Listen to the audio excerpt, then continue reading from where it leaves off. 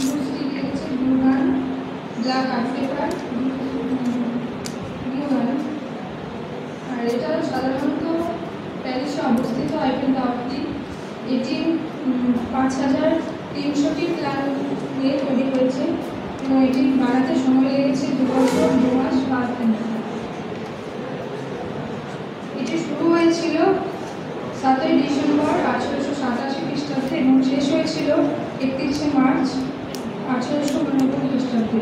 এটি 3টে স্টেপ আছে। তো ফার্স্ট স্টেপ থেকে টপ পর্যন্ত 276 মিটার,